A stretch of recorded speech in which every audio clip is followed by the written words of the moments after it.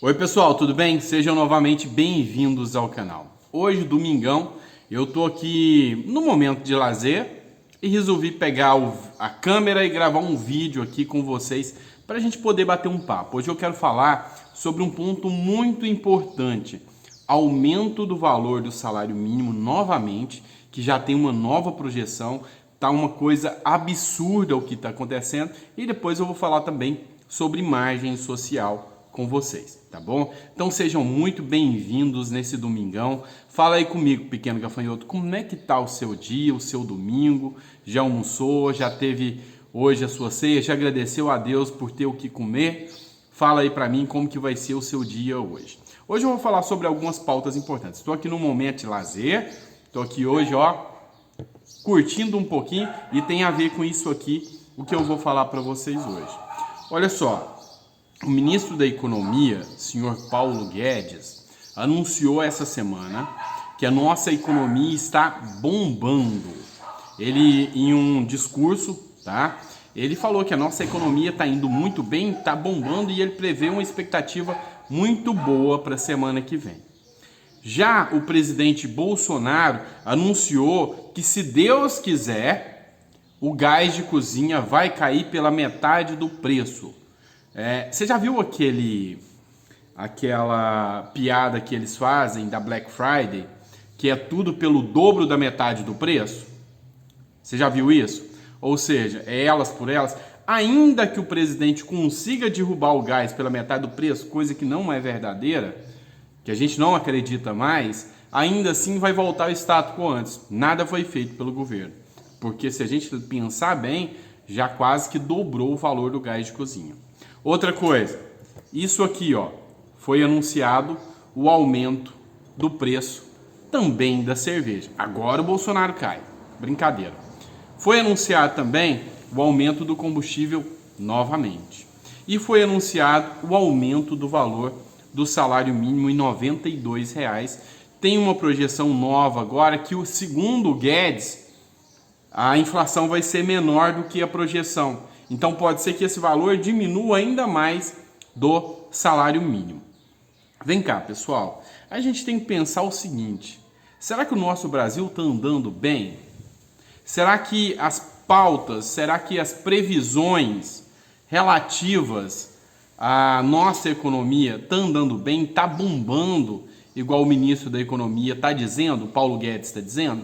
Será que a gente consegue vislumbrar hoje? Será que a gente consegue ver hoje um cenário otimista? Será que a gente consegue vislumbrar hoje um cenário onde a inflação possa cair e a renda do brasileiro subir? Eu duvido.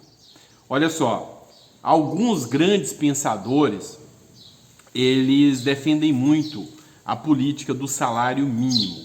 A política do salário mínimo é utilizada em quase todos os países desenvolvidos do mundo.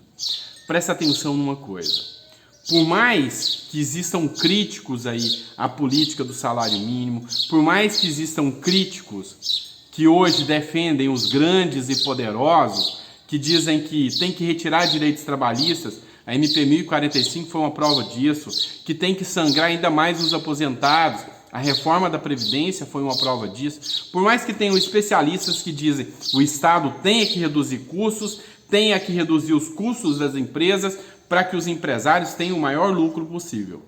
Apesar de ter críticos que dizem isso, outra ala que eu vejo bem mais coerente fala: olha, entenda uma coisa, a economia só bomba quando o povo tem poder de compra. Se você retira direitos trabalhistas, onde está o poder de compra? Se você retira o poder do aposentado movimentar a economia, onde está o poder de compra? Não adianta você pensar fora da caixinha, dentro da caixinha, num casulo, e pensar que vamos facilitar para os empresários ganharem cada vez mais dinheiro, que a economia vai bombar. Eles vão vender internamente para quem? Ou será que a política desse governo é só vender para fora, só em exportar? Esse é um ponto que você tem que ter como reflexão. Então, para você entender o porquê eu te chamei para essa conversa aqui. Nós temos um ministro da Economia que anuncia que a economia está bombando. Não é o que a gente vê. Nós temos um presidente que anuncia mais altas de produtos, tá? Inclusive da própria cerveja, tá? Que a gente vê aí o preço da carne como tá, do gás de cozinha como tá, do combustível como tá, da energia elétrica como tá, e a gente vê o poder de compra do salário mínimo cada vez reduzindo mais. E se eles reduzirem ainda mais dos R$92, porque R$92, se aumentar, não vai devolver o poder de compra do seu benefício, da sua aposentadoria e nem do seu salário mínimo. Se não começar a pensar num presidente que vem entender que a política do salário mínimo, política do poder de compra do cidadão tem que ser priorizada, nós não teremos um país que vai bombar, não. Do que adianta um país de miseráveis que não tem condições para nada? O dinheiro do cidadão hoje mal dá para as compras básicas de supermercado. Então, nós teremos um país limitado às compras básicas de supermercado. Aí o nosso país desindustrializa, ou seja, se a maior parte da população só tem condição de comprar arroz, feijão, óleo, batata, esse tipo de comida básica, e não sobra para mais nada, como é que uma indústria de automóveis vai sobreviver no Brasil? Como é que uma indústria cervejeira vai sobreviver no Brasil? Como é que uma indústria de computadores pode sobreviver no Brasil? Se bem que quase tudo já é importado. Ou seja, nós estamos caminhando para uma política desastrosa. E se não houver por parte do governo uma visão mais social para que o cidadão possa consumir, comprar e ter dignidade, nós vamos para o buraco. Então, foi anunciado, sim, o aumento de R$92 para o salário mínimo. Segundo o Guedes, a inflação não vai ter a projeção que eles esperam. Eles querem reduzir, voltar para R$69 o aumento. Foi isso que foi anunciado essa semana. O que eu acho absurdo. Ou seja, querem reduzir ainda mais a política de salário mínimo. Pensa comigo. O cidadão brasileiro, o mais pobre, não é ele que movimenta grande parte da economia? Então, qual é a lógica desse ministro da Economia? Qual é a lógica? Travar a política do salário mínimo para quê? E deixar a inflação disparar da forma que está acontecendo. Nós vamos viver tempos difíceis, infelizmente. Vou falar agora com vocês outra pauta, a margem social. Meu Deus, será que esse governo não entendeu que sem dinheiro na mão do cidadão não há economia que se sustente? A margem social é um empréstimo para aposentados e pensionistas e servidores. Esse dinheiro é de uma segurança total para que o governo possa receber de volta. Então, a partir do momento que a margem social sair, a gente tem aí uma injeção de milhares de reais na economia. O governo, quando começou a pandemia, liberou 1,2 trilhões de reais para os bancos. E esse dinheiro não voltou para a economia. E hoje o caos que a gente enxerga é esse. Hoje o caos que a gente enxerga são altas inflações. 1,2 trilhões na economia teria feito muita diferença.